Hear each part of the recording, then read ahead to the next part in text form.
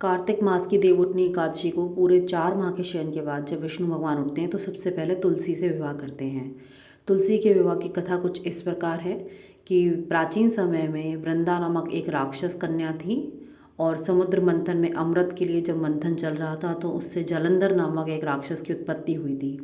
वृंदा का विवाह जो है वो जलंधर नामक राक्षस से कर दिया गया, लेकिन राक्षस पुत्री होने के बाद भी वृंदा भगवान विष्णु की परम भक्त थी और भगवान विष्णु की भक्ति में हमेशा लीन रहती थी। वृंदा एक सती स्त्री थी, इसलिए उसके पुण्य के प्रभाव से जलंधर भी धीरे धीरे शक्तिशाली होता गया और एक आतताई राक्षस के रूप में सभी जीव जंतुओं और देवताओं को परेशान करने लगा।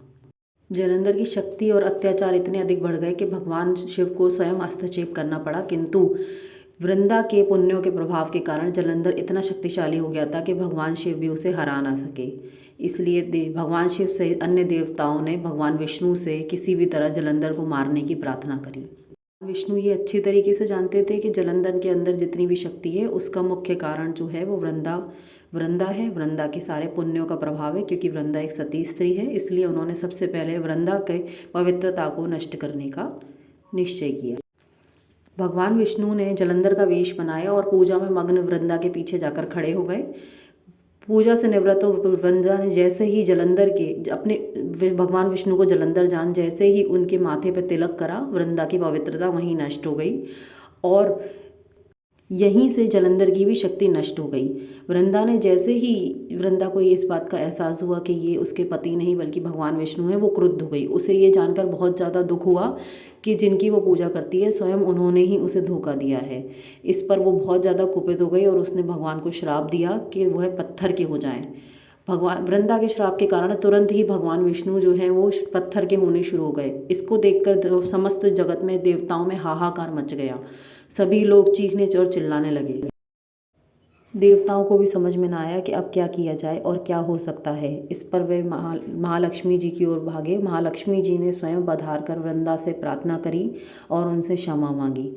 देवी लक्ष्मी जी की बातों को सुनकर वृंदा का क्रोध थोड़ा सा शांत हुआ और उसने जगत कल्याण के बारे में सोचते हुए अपने श्राप को वापस ले लिया। लेकिन भगवान विष्णु जो थे वो परम दयालु हैं। उन्हें भी अपने किए पर बहुत दुख हुआ था, जो कि उन्होंने जगत कल्याण के लिए ऐसा किया था। उन्होंने जगत कल्याण के लिए वृंदा से धोखा किया था, लेकिन फिर भी उन्हें बहुत दुख हुआ। इसलिए उन्होंने ये कहा कि वो पत्थर के हो जाएंगे। उन्होंने अपना एक रूप पत्थर का बनाया और वृंदा से कहा कि वे हर साल शालिग्राम के रूप में वृंदा से विवाह करेंगे। वृंदा ने भगवान को क्षमा कर दिया और स्वयं जलंधर के साथ सती हो गई। उनकी राख से जो एक पौधा उत्पन्न हुआ उसका नाम भगवान विष्णु ने तुलसी रखा।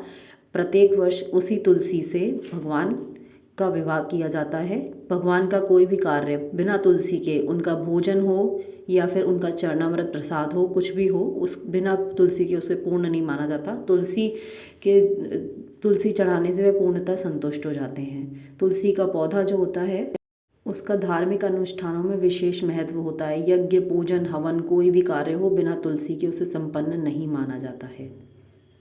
भगवान के इस पत्थर वाले रूप को शालिग्राम कहा जाता है और जो भी भक्त भगवान शालिग्राम से तुलसी का विवाह कराते हैं उन्हें वैवाहिक सुख प्राप्त होता है, या फिर विवाह में अगर किसी भी प्रकार की बाधा आ रही हो या किसी भी प्रकार की समस्या आ रही हो, वो तुलसी और शालिग्राम के विवाह कराने से भक्त के जीवन से बिल्कुल दूर हो जाती है।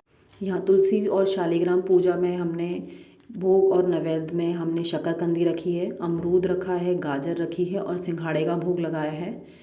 इसके अलावा केले का भी भोग यहाँ लगाया गया है। फूल माला यहाँ पर बहुत आवश्यक है और श्रृंगार के लिए मेहंदी, सिंदूर, बिंदी का पत्ता, एक साड़ी और देवी जी को ओढ़ाने के लिए लाल रंग का वस्त्र, साथ में महावर, ये सब आवश्यक है। भगवान शालिग्राम का तिलक करने के लिए पीले रंग का चंदन होना ज़रूरी है और देवी जी को पहनाने के लिए चूड़ियाँ भी बहुत आवश्यक हैं। ये सब हमने यहाँ पर किया और उसके बाद तुलसी माँ की आरती करी।